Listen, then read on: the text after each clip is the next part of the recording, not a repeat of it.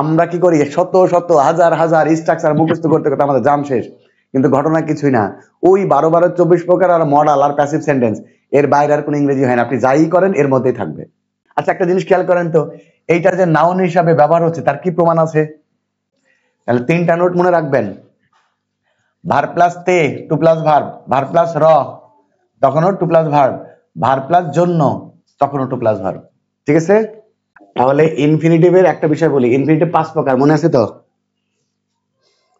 একটু ভালো করে দেখে নেন, আমি আবার একটু বলি। একটা হচ্ছে সিম্পল ইনফিনিটিভ। আচ্ছা, এখন শুনেন, যে ইনফিনিটিভ গুলো সরাসরি নাউনের কাজ করবে, কথাটা মনে রেখেন একটু ভালো করে। যে ইনফিনিটিভ সরাসরি নাউনের কাজ করবে, অর্থাৎ সাবজেক্ট হিসাবে এবং অবজেক্ট হিসেবে যখন ইনফিনিটিভ ব্যবহার হবে, মানে সরাসরি নাউন, সাবজেক্টের জায়গায় নাউন, অবজেক্টের জায়গায় নাউন, তখন সেটাকে আমরা সিম্পল ইনফিনিটিভ বলবো। এটা হচ্ছে প্রথম কথা। দ্বিতীয় কথা হচ্ছে, এই ইনফিনিটিভ যখন নাউন হিসেবে সরাসরি ব্যবহার হবে তখন বাংলা অর্থের কোনো পরিবর্তন হবে না। কথা কি মনে থাকবে? যেমন যদি আমরা বলি সাঁতার কাটা, খেয়াল করেন, সাঁতার কাটা ভালো ব্যায়াম, সাঁতার কাটা ভালো ব্যায়াম, ইংরেজিটা কি করব আমরা? আমরা যদি বলি সুইমিং, দেখেন, to swim, to swim is a good exercise. তাহলে আমরা এখানে কিন্তু সুইমিংও ব্যবহার করতে পারি নাকি? সুইমিং ব্যবহার করলে হবে, আবার টু সুইম ব্যবহার করলে হবে। পার্থক্য কি? সুইমিং যখন ব্যবহার করবেন তখন এটা জিরান্ড হবে, আর যখন টু সুইম ব্যবহার করবেন তখন ইনফিনিটিভ হবে। ইনফিনিটিভ নাউনের কাজ করে, জিরান্ড নাউনের কাজ করে। কথা কি ক্লিয়ার? তাহলে এখন দেখেন, এই যে সুইম মানে কি, টু সুইম মানে কি, সাঁতার কাটা, বাংলা অর্থের কোনো পরিবর্তন হয়েছে? জি না স্যার।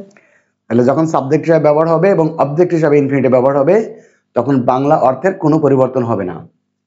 এবার আসেন এইটা দেখেন, আমরা কিন্তু সবাই জানি যে ভার্বের আগে টু যোগ হয়ে যখন ইনফিনিটিভ গঠন হয় তখন সেটা নাউনের কাজ করে, বাট অনেক ইনফিনিটিভ আছে আপনি বুঝতেই পারবেন না যেটা নাউন হিসাবে ব্যবহার হচ্ছে, সেটা এখনই বুঝতে পারবেন। এবার আসেন জিরান্ডিয়াল ইনফিনিটিভ কি জিনিস? যে ইনফিনিটিভ দ্বারা উদ্দেশ্য প্রকাশ করবে, কথাটা মনে রাখবেন, যে ইনফিনিটিভ দ্বারা উদ্দেশ্য প্রকাশ করবে সেটাকে আমরা বলবো জিরান্ডিয়াল ইনফিনিটিভ। মনে থাকবে?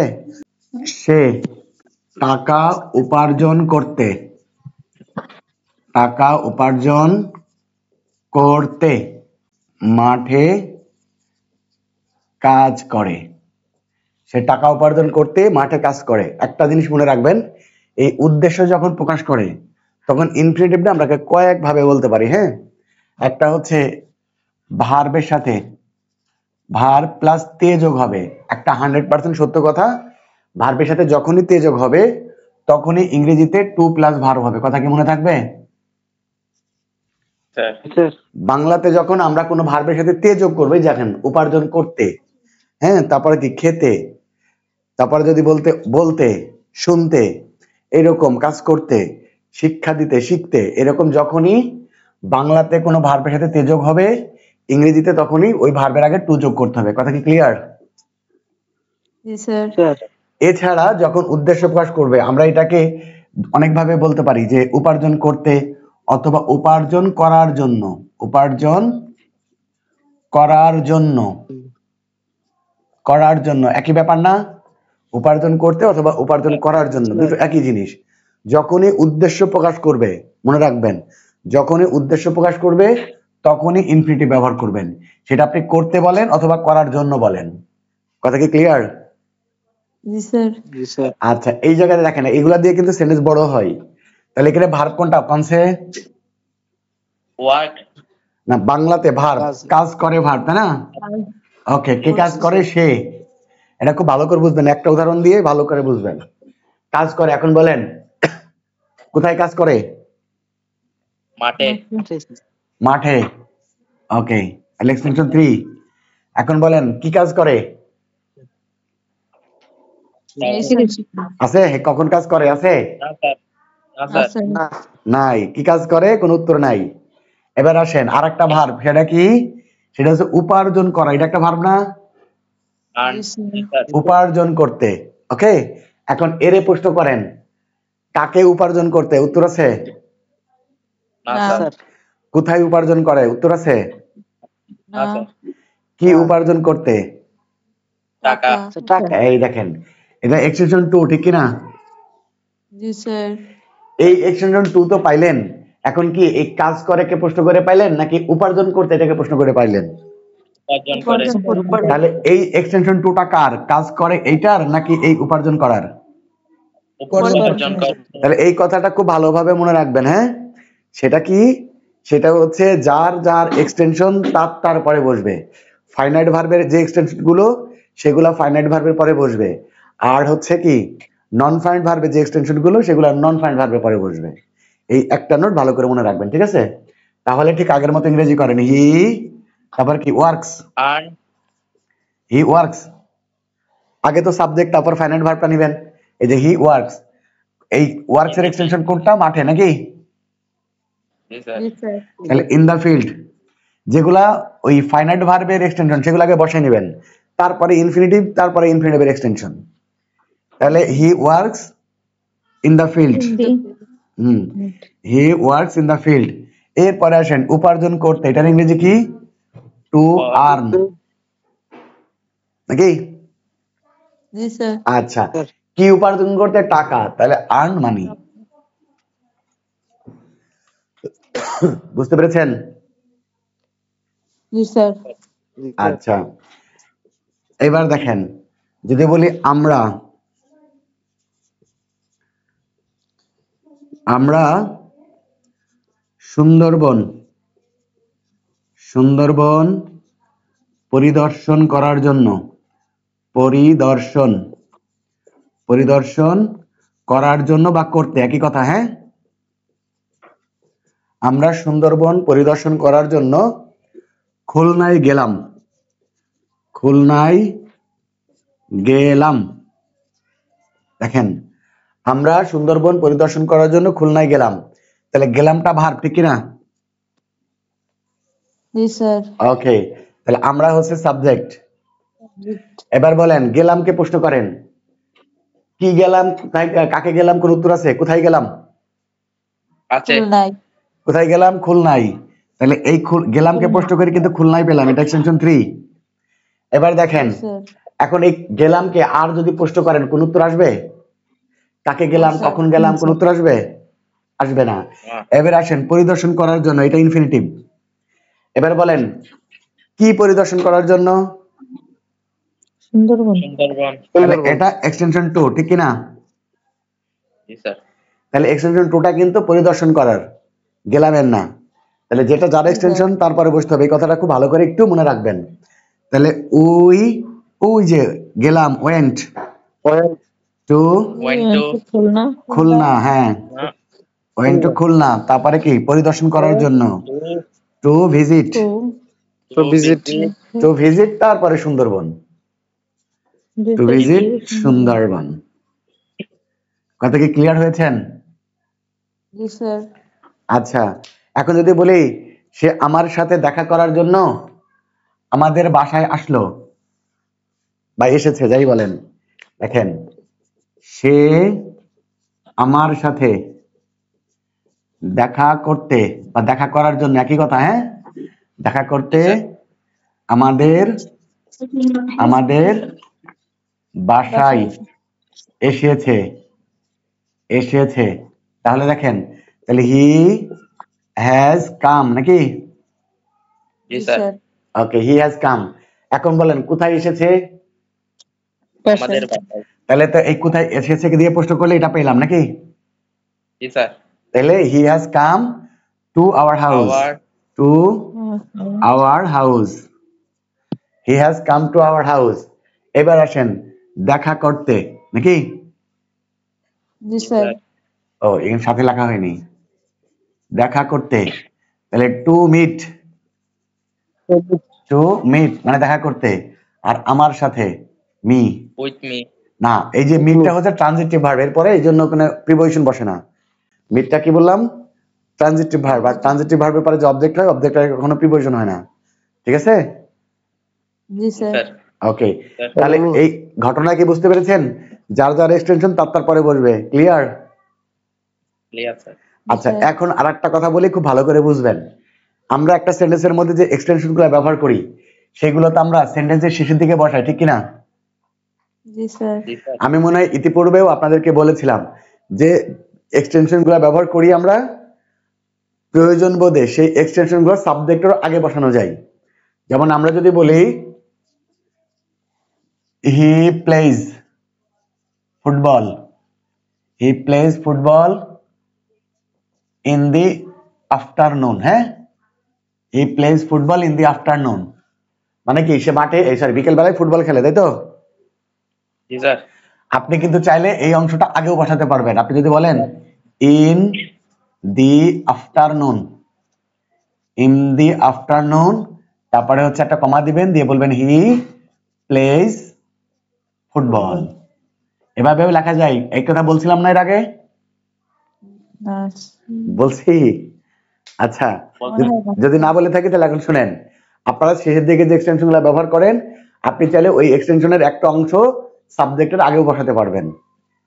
বুঝতে পেরেছেন? এটা সমস্ত ক্ষেত্রে, শুধু এই ক্ষেত্রে বলেন, আপনি যে কোনো সেন্টেন্সের এক্সটেনশন সাবজেক্টের আগে বসাতে পারবেন, পুরো একটা অংশ, একটা সময়, অথবা একটা স্থান, অথবা যে কোনো একটা এক্সটেনশন আপনি চাইলে সাবজেক্টের আগে বসাতে পারবেন। শুধু অবজেক্টকে নেওয়া যাবে না, অবজেক্ট সবসময় ভার্বের পরেই বসবে। অবজেক্ট বাদে ওই সেন্টেন্সে আপনি আর যা কিছু ব্যবহার করেন সেগুলোকে চাইলে আপনি একদম সাবজেক্টের আগেও বসাতে পারবেন। ঠিক আছে? আমরা যখন রিডিং পড়ি, আমরা যখন যে কোনো কিছু রিডিং পড়ি, তখন এই দুই রকমই দেখতে পাই না? জি জি স্যার স্যার হ্যাঁ, তাহলে এখন তো বুঝে গেলেন যে একটা এক্সটেনশন আমি চাইলে সাবজেক্টের আগেও বসাতে পারি। যেমন দেখেন, সে আমার সাথে দেখা করার জন্য আমাদের বাসায় এসেছে। আপনি যদি এই যে এই অংশটাকে, এই পুরো ইনফিনিটিভের অংশটাকে যদি আগে নেন, আপনি যদি বলেন টু মিট মি, হ্যাঁ, টু মিট মি, একটা কমা দিয়ে বলবেন he has come to our house, full stop. এভাবে লেখা যাবে। বুঝতে পেরেছেন? জি স্যার আবার যদি এই অংশটাকে আগে নেন, টু ভিজিট সুন্দরবন, দেখেন to visit, to visit Sundarban, we went to Khulna, full stop. এভাবেও লেখা যাবে। বুঝতে পেরেছেন? জি স্যার জি স্যার বাংলা কি তাহলে একই থাকবে একই স্যার বাংলা থাকবে, বাংলাটা একই থাকবে, বাট আমরা বলি দেখেন, আমরা অনেক সময় বাংলাতেও কিন্তু দুই ভাবে এই কথা বলি। আমরা বলি নি যে খুব সকালে আমি ঘুম থেকে উঠি, এরকম বলি না? জি স্যার আবার আমরা এভাবে বলি যে আমি খুব সকালে ঘুম থেকে উঠি, এভাবেও বলি। তো বাংলাতে যে দুই রকম ভাবে বলা যায়, ইংরেজিতেও দুই রকম ভাবে বলা যায়। যেমন আপনি বলতে পারেন যে পরীক্ষায় এ প্লাস পাওয়ার জন্য আমি অনেক পড়ি। আবার এভাবেও তো বলি যে আমি অনেক পড়ি পরীক্ষায় এ প্লাস পাওয়ার জন্য, অথবা আমি পরীক্ষায় এ প্লাস পাওয়ার জন্য অনেক পড়ি, বলি কিনা? জি বলি স্যার স্যার তাহলে আপনি দুই ভাবে লিখতে পারবেন। আপনি কত বলতে পারবেন টু গেট এ প্লাস, দেখেন to get A plus I read more, পরীক্ষায় এ প্লাস পাওয়ার জন্য বা পরীক্ষায় এ প্লাস পেতে আমি অনেক পড়ি। অথবা আপনি লিখতে পারবেন I read more to get A plus, to get A plus. এই দুই ভাবে লেখা যাবে। ক্লিয়ার? জি স্যার এটা কিন্তু শুধু ইনফিনিটিভের ক্ষেত্রে বললে বলছি না, কিন্তু সমস্ত ক্ষেত্রেই, যেটা সেন্টেন্সের শেষের দিকে বসানো যায়, পুরো একটা অংশকে নিয়ে এসে সাবজেক্টের আগে বসানো যাবে। ক্লিয়ার? যখন মুখে বলবেন কোনো অসুবিধা নাই, কিন্তু যখন লিখবেন তখন সাবজেক্টের আগে একটা কমা ব্যবহার করতে হবে। হ্যাঁ, জি স্যার ওকে। তাহলে উদ্দেশ্য বোঝাইলে কি হবে? সেটা ইনফিনিটিভ। নরমালি আমরা বাংলাতে তে যোগ করি ভার্বের সাথে, বুঝছেন কিনা? জি জি স্যার আচ্ছা, যদি বলি আমি ঘুমাতে যাই, তাহলে ইংরেজি কি হবে?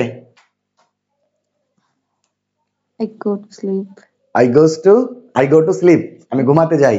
আমি রাত 10টায় ঘুমাতে যাই, তাহলে কি হবে? I Okay. go to sleep Go to sleep I at go to sleep at 10 10 PM। o'clock. Okay, what 10 o'clock ও বলেন, অসুবিধা নাই। আচ্ছা, যদি বলি আমি খেতে চাই, I আমি want to eat এই দেখেন আমি খেতে চাই, আমি ভাত খেতে চাই, I want to eat rice I want to eat rice. বুঝছেন? তাহলে এক্সটেনশন গুলো মনে রাখবেন, যার যার এক্সটেনশন তার পরে বসবে। আর বাংলাতে যখনই বাংলাতে তে যোগ করবেন তখনই এই যে টু প্লাস ভার্ব, মানে এটাকে আমরা জিরান্ডিয়াল ইনফিনিটিভ বলি। আচ্ছা, একটা জিনিস খেয়াল করেন তো, এইটা যে নাউন হিসাবে ব্যবহার হচ্ছে তার কি প্রমাণ আছে? প্রমাণ আছে? না এটা তো একটা নাউন, হাউস একটা নাউন না? জি স্যার তাহলে নাউনের পরে কি আরেকটা নাউন বসে? স্যার না স্যার। তাইলে এখন আপনি কোনোভাবেই এটাকে প্রমাণ করতে পারবেন না যে এটা নাউন। কিন্তু আমরা কি জি জানি স্যার। যে ভার্বের আগে টু যোগ হয়ে এটা নাউনের কাজ করলে তখন তাকে ইনফিনিটিভ বলে। এটা প্রমাণ করেন, কিভাবে করবেন এটা নাউন যে প্রমাণ করেন। এ দেখেন এইটার একটা নাউন, আবার নাউনের পরে আবার আরেকটা প্রোনাউন, এটা কেমনে হয়? তাইলে ওই আমরা ছোটবেলা থেকে যেটা শিখতে আসছি যে ভার্বের সাথে টু যোগ হলে সেটা নাউনের কাজ করে এবং তাকে ইনফিনিটিভ বলে। সবসময় নাউনের কাজ করবে না, না। এটা বুঝতে পারবেন না। তাহলে উদ্দেশ্য বুঝাইলে সেটা ইনফিনিটিভ হয় এবং এই ধরনের ইনফিনিটিভকে বলা হয় কি জিরান্ডিয়াল ইনফিনিটিভ। ঠিক আছে। নরমালি বাংলাতে আমরা যখন তে যোগ করব অথবা করার জন্য, খাওয়ার জন্য এরকম বলবো, তখন হচ্ছে আমরা টু প্লাস ভার্ব ব্যবহার করব। ঠিক আছে। সবাই কি ক্লিয়ার? বুঝতে পেরেছেন? শোনেন, এই ইনফিনিটিভ ব্যবহার করা, জিরান্ড ব্যবহার করা, এইগুলো কিন্তু আপনার লেখাটাকে আরো সুন্দর করে দিবে।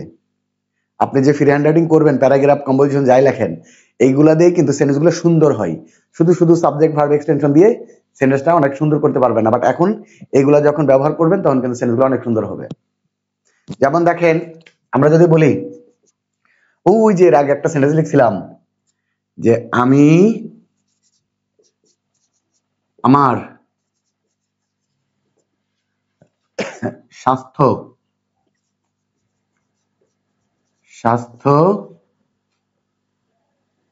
ঠিক রাখার জন্য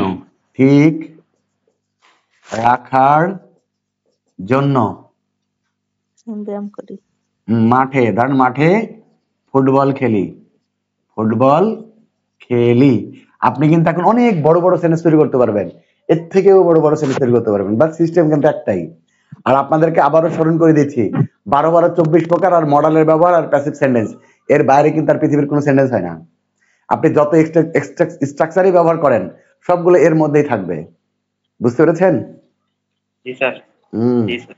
এই যে দেখেন, এখন যদি বলেন আমার হাঁটার ক্ষমতা নাই, দেখেন আমার হাঁটার ক্ষমতা নাই, ইংরেজি কি হবে? কয় নাম্বার ব্যবহার বলেন? এটা কয় নাম্বার ব্যবহার? 2 নম্বর। হ্যাঁ, 2 নম্বর স্যার। আরে না, এটা হচ্ছে 4 নাম্বার ব্যবহারের নেগেটিভ সেন্টেন্স। ঠিক কিনা দেখেন এবার। ও জি স্যার, আমার যাই এই দেখেন, তাহলে আই হ্যাভ নো অ্যাবিলিটি, আমার ফরওয়ার্ড। এই দেখেন, আই হ্যাভ নো অ্যাবিলিটি, আমার ক্ষমতা নাই। কিসের ক্ষমতা নাই? হাঁটার, টু ওয়াক। বুঝতে পেরেছেন? এটার জন্য এক্সটেনশন মানুষ কি করে দেখেন, এটার জন্য একটা নতুন স্ট্রাকচার বানায়, কি কর্তার কোনো কিছু করার ক্ষমতা নাই বুঝাইলে এই অ্যাবিলিটি টু ব্যবহার হয়। কেরে ভাই, এটার জন্য আলাদা স্ট্রাকচার দরকার কি? এই যে এটা তো হচ্ছে 4 নাম্বার ব্যবহার। বুঝছেন এই ব্যাপারটা? জি স্যার। এখন যদি বলে তার ফুটবল খেলার ক্ষমতা নাই, তার ফুটবল খেলার ক্ষমতা নাই, কি হবে? He has no ability to দেখেন, he has no ability to play football. বুঝতে পেরেছেন? জি স্যার। দেখেন, আমি যদি এখন বলি যে আমি হাঁটতে সক্ষম, ইংরেজি কি হবে? কয় নাম্বার ব্যবহার বলেন? আমি হাঁটতে সক্ষম, এই যে এটা 2 নাম্বার ব্যবহার, কোনো ভার্ব নাই। তাহলে দেখেন, সক্ষম, মনে করেন হাঁটতে বাদ দেন, আমি সক্ষম, ইংরেজি কি? আই এম এবল, মানে আমি সক্ষম। আই এম এইবল, আমি সক্ষম। কিসে সক্ষম? টু, এই যে টু ওয়াক। তাহলে এটার জন্য কি কর্তা কোনো কিছু করতে সক্ষম, এরকম বুঝাইলে এবল টু ব্যবহার হয়। এরকম কোন স্ট্রাকচার মুখস্থ করার দরকার আছে? আমরা কি করি, শত হাজার স্ট্রাকচার মুখস্থ করতে করতে আমাদের জাম শেষ, কিন্তু ঘটনা কিছুই না। ওই 12-12-24 প্রকার আর মডাল আর প্যাসিভ সেন্টেন্স, এর বাইরে আর কোনো ইংরেজি হয় না। আপনি যাই করেন এর মধ্যেই থাকবে। আচ্ছা, এবার দেখেন, এটা ইংরেজি করতে পারবো আমরা। আমি আমার স্বাস্থ্য ঠিক রাখার জন্য মাঠে ফুটবল খেলি। তাহলে দেখেন, খেলি, I play football, I play football, তারপরে কি? ইন দি ফিল্ড, Too তারপরে good. যে আমার স্বাস্থ্য ভালো রাখার জন্য, এই যে ঠিক রাখার জন্য, to Too good. Keep Go. রাখার জন্য, Keep. টু কিপ মানে রাখার জি জন্য, sir. To keep my health fit, to keep my health Feet. Fit. Right. কি বুঝতে পেরেছেন? জি স্যার। শোনেন, আপনি মুখ দিয়ে যা বের করবেন ওটার ইংরেজি হবে। শুধু আপনাকে সেন্টেন্স লেখার সময় একটু মনে রাখতে হবে যেটা কত নাম্বার ব্যবহার বা কোন নিয়মে যাচ্ছে। নিয়ম কিন্তু বেশি না। নিয়ম কয়টা? 5টা। ওই যে একটা হচ্ছে 12-12-24 প্রকার, বুঝছেন তো? জি স্যার। আর হচ্ছে মডেলের ব্যবহার, আর হচ্ছে প্যাসিভ সেন্টেন্স। Passive sentence. এর বাইরে আর কোনো সেন্টেন্স নাই। এখন এই সেন্টেন্সের সাথে বিভিন্ন রকম অলংকার যোগ হবে। কখনো জিরান যোগ করতে পারেন, কখনো প্রেজেন্ট পার্টিসিপল যোগ করবেন, কখনো ইনফিনিটিভ যোগ করবেন, কখনো আরেকটা ক্লজ যোগ করবেন। শেখাবো আস্তে আস্তে ক্লজ যোগ করা কিভাবে যোগ করতে হয় শেখাবো। কিন্তু মনে রাখেন ওইটার বাইরে কিন্তু কোনো ইংরেজি হয় না। বুঝতে পেরেছেন? জি স্যার। ওকে, তাহলে সিম্পল ইনফিনিটিভ, জিরান ইনফিনিটিভ ক্লিয়ার? জি স্যার। আচ্ছা, এবার আসেন বেয়ার ইনফিনিটিভ। এটা খুব গুরুত্বপূর্ণ। সেটা হচ্ছে ইংরেজিতে কিছু ভার্ব আছে, এদেরকে বলা হয় বেয়ার ইনফিনিটিভ ভার্ব। কি বলা হয়? Bare infinitive. Bare infinitive verb. ইংরেজিতে কিছু ভার্ব আছে যাদেরকে বলা হয় বেয়ার ইনফিনিটিভ ভার্ব। এই ভার্বগুলো কোনো সেন্টেন্সে ব্যবহার হলে ওই সেন্টেন্সে যদি কোনো ইনফিনিটিভ ব্যবহার হয় তখন ওই ইনফিনিটিভ একটু উজ্জ্ব রাখা হয়। না থাকবে? জি স্যার। এই বেয়ার ইনফিনিটিভ ভার্বগুলো চিনে নেন। একটা হচ্ছে সি, একটা হচ্ছে ফাইন্ড, তারপরে হচ্ছে লেট। হ্যাঁ, সি, ফাইন্ড, লেট। এরপর হচ্ছে মডাল। পৃথিবীতে যত মডেল আছে না, মডেল অক্সিলারি, এগুলা কিন্তু সব জি বেয়ার স্যার। Infinitive verb. আমি মনে হয় আপনাদেরকে একটা আলোচনায় বলছিলাম, এখন দেখেন হয়ে যাবে। তাহলে সি, ফাইন্ড, লেট, মডেল। এর বাইরে আরো কিছু ভার্ব আছে, যে সি ফাইন্ড এর মতো আরো কিছু ভার্ব আছে, যে আপনি যদি গুগলে সার্চ দেন যে বিয়ার ইনফিনিটিভ ভার্ব কোনগুলো, তাহলে একটা লিস্ট আপনি পেয়ে যাবেন। ওই ভার্বগুলোকে আলাদা করে মনে রাখবেন। ওই ভার্বগুলো যখন কোনো সেন্টেন্সে ব্যবহার হবে তাহলে ইনফিনিটিভ টু ওই সেন্টেন্সে উজ্জ্ব রাখতে হবে। কিরকম দেখেন, আমি আমি তাকে স্কুলে যেতে দেখলাম। আমি তাকে স্কুলে যেতে দেখলাম।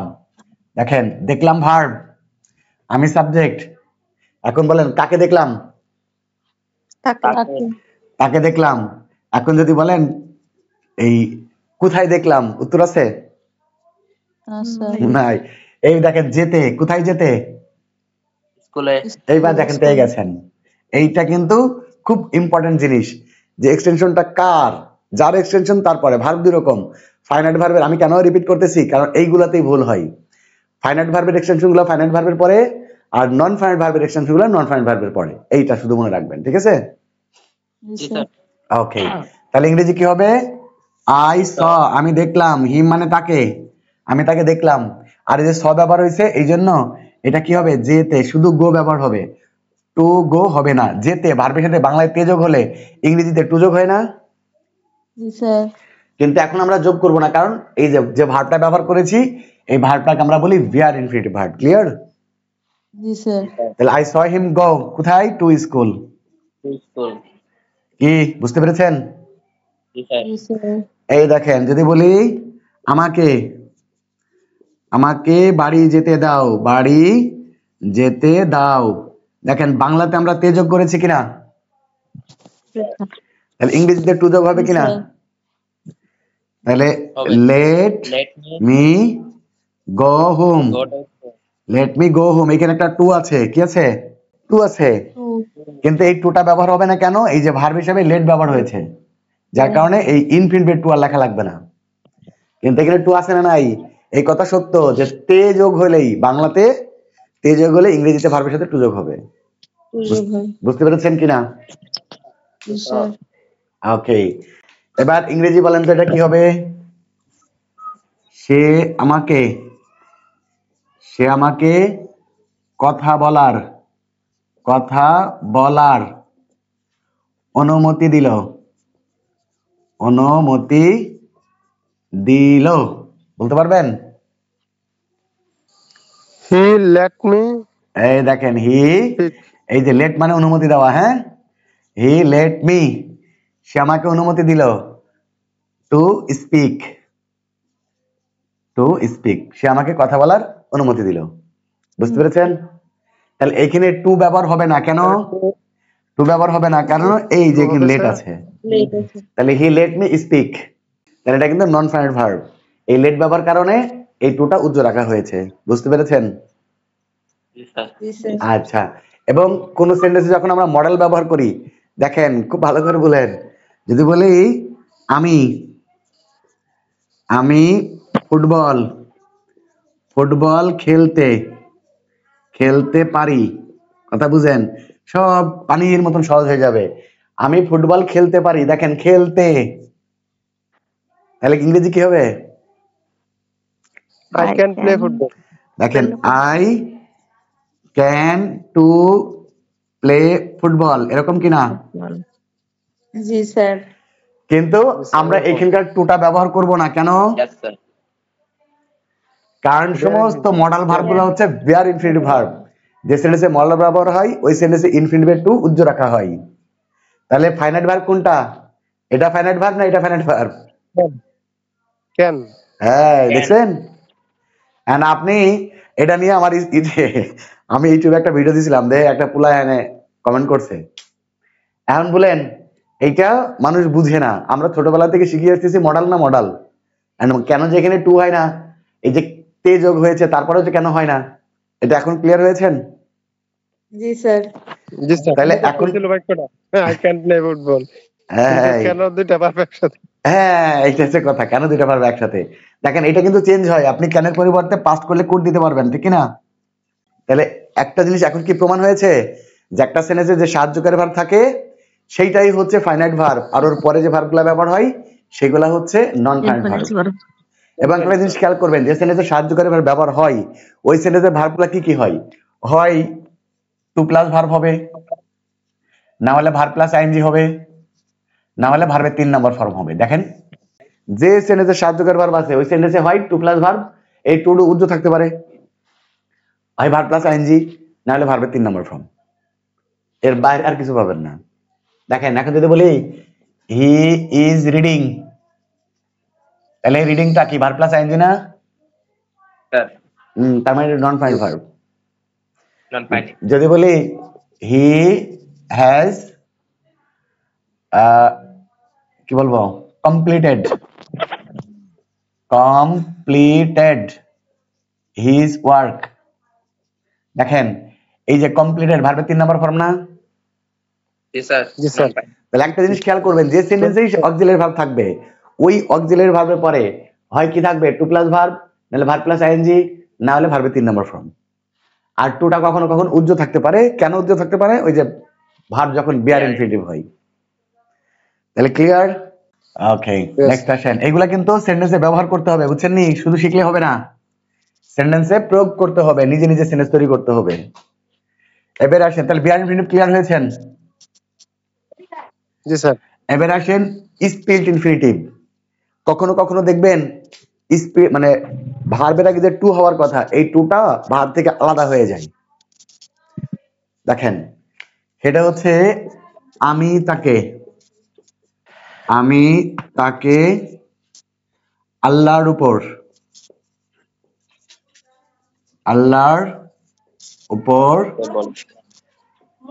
দৃঢ় বিশ্বাস করতে বললাম। দেখেন বললাম, এই যে করতে পেয়েছেন মানে বিশ্বাস করতে, এই যে টু বিলিভ, ঠিক না? এবার ইংরেজিটা কি হয় দেখেন, জি স্যার। আই টোল্ড মানে বলা নাকি, I told him to firmly believe in Allah. I told him to firmly believe in Allah. মূলত এই টুটা তো বিলিভের আগে ব্যবহার কথা, ঠিক না? জি স্যার। কিন্তু মাঝখানে কি করেছি, একটা অ্যাডভার্ব ব্যবহার করেছি। কি করেছি? একটা অ্যাডভার্ব ব্যবহার করেছি। শুনেন, আমি আপনাদের যারা 9-10 এ পড়েন আপনাদের সাবজেক্ট প্রিফিক্স লেকচারের সময় আমি অ্যাডভার্বের একটা ব্যবহার বলেছিলাম, সেটা হচ্ছে টু এবং Yes, sir. ভার্বের মাঝখানে গ্যাপ থাকলে একবার হয়, বলছিলাম না? বলছিলেন স্যার। এই যে সেটা এই কাহিনী। এই ধরনের ইনফিনিটিভকে কি বলে? স্পিল্ড ইনফিনিটিভ বলা হয়, যখন টু এবং ভার্বের মাঝখানে একটা অ্যাডভার্ব ঢুকে যাবে। ঠিক আছে? জি স্যার। Yes, sir. এখন আপনি তো চিন্তা করবেন, বুঝলাম না, ইনফিনিটিভের আগে তো টু বসে, বিলিভের আগে টু কই? এখন বুঝছেন এই টুটা কি হয়েছে, একটু দূরে চলে এসছে তাই। এরপরে আসেন পারফেক্ট ইনফিনিটিভ। এটা একটু মনে রাখবেন, টু প্লাস হ্যাভ প্লাস ভার্বের 3 নাম্বার ফর্মকে পারফেক্ট ইনফিনিটিভ বলে। দেখেন আমরা কত বোকা, দেখেন আমি এই কথাটা আগেও বলেছি, প্রত্যেকটা ক্লাস স্টুডেন্ট আলাদা আলাদা আলাদা করে গ্রামার শেখে, আলাদা আলাদা শেখে। তো আপনি যদি এই টোটাল কোর্সটা কমপ্লিট করেন এবং এই কোর্সটা যদি আপনার মাথার মধ্যে নিতে পারেন, তাহলে আপনার অ্যাডমিশনে যে প্রশ্ন হবে সেগুলা কি আর অসুবিধা হবে? না স্যার।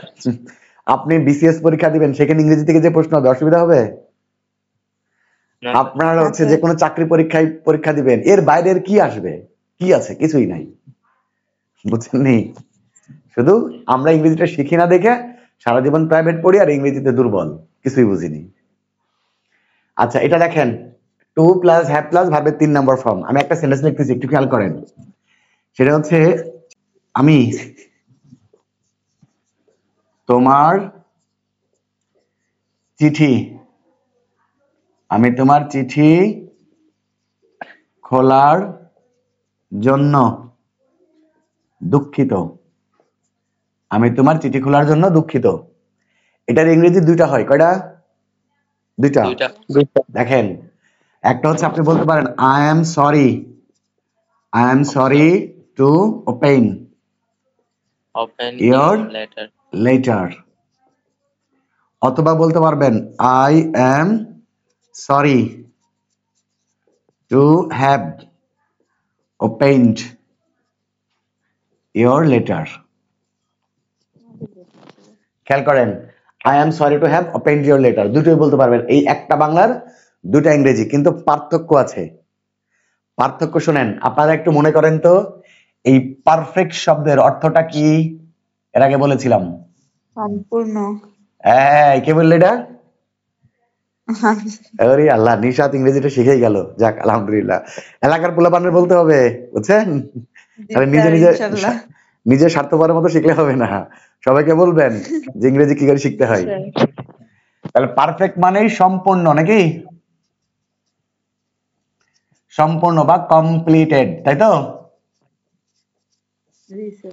এই তাহলে একটা জিনিস বলবেন, ধরেন কোনো কাজ আপনি করে ফেলেছেন, কোনো কাজ অলরেডি করে ফেলেছেন, হয়ে গেছে, সেই ক্ষেত্রে এইটা ব্যবহার করতে হয়। অর্থাৎ, আমি তোমার চিঠি খোলার জন্য দুঃখিত, I am sorry to open your letter, এর অর্থ হচ্ছে চিঠিটা এখনো খোলা হয়নি, চিঠিটা আপনার সামনে ধরছেন, ধরার পরে বলতেছেন I am sorry to open your letter, দিয়ে ফুট করে খুলে ফেললেন, বুঝছেন? এইটা আগে কাউকে চড় মারার পরে সরি এইভাবে হয় না, বুঝছেন নি? চড় মারার আগে, ধরেন একজনকে চড় মারবেন, চড় মারার আগে বললেন যে I am sorry to slap you, দিয়ে একটা চড় মেরে দিলেন, এইটা হচ্ছে এই ইনফিনিটিভ। ঠিক আছে? আর যদি চড় মারা হয়ে যায়, তখন বলতে হবে এইটা, টু হ্যাভ স্লিপড। কি বলবেন? To have slept. হ্যাঁ, আমি তোমাকে চড় মারার জন্য দুঃখিত, মানে চড় মারা হয়ে গেছে, এখন যদি ব্যবহার করেন তাহলে এইটাকে ব্যবহার করতে হবে। অর্থাৎ কাজটা যদি কমপ্লিট হয়ে যায়, কারো চিঠি খোলা হয়ে গেছে, কইলে আপনি পড়ে টড়ে সব শেষ, এখন আপনি বলতেছেন যে I am sorry to have opened your letter. বুঝতে পেরেছেন? জি স্যার। এই দেখেন, আমি ভিতরে আসার জন্য দুঃখিত। দেখেন,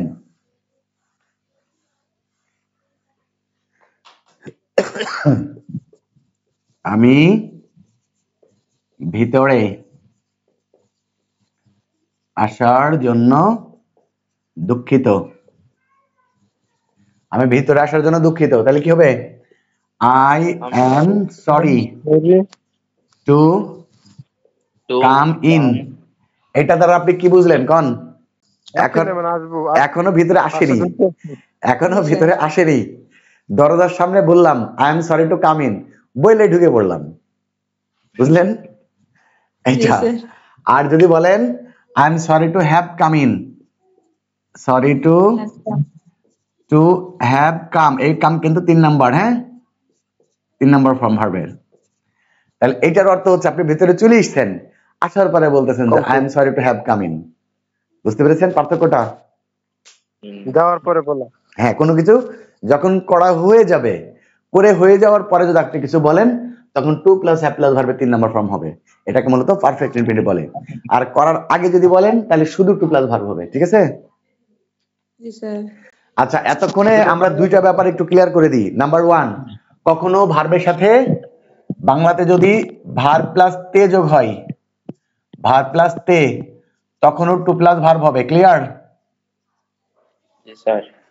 অথবা যদি র যোগ হয়, ভার্ব প্লাস র, এই যেটাকে বললাম করার, খাওয়ার, যাওয়ার, বললাম না, জি স্যার।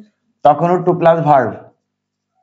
আর একটা হচ্ছে জন্য, ভার্ব প্লাস জন্য, তখনও টু প্লাস ভার্ব। ঠিক আছে? তাহলে 3টা নোট মনে রাখবেন। ভার্ব প্লাস তে to plus verb, verb plus র তখনও to plus verb, verb plus জন্য তখনও টু প্লাস ভার্ব।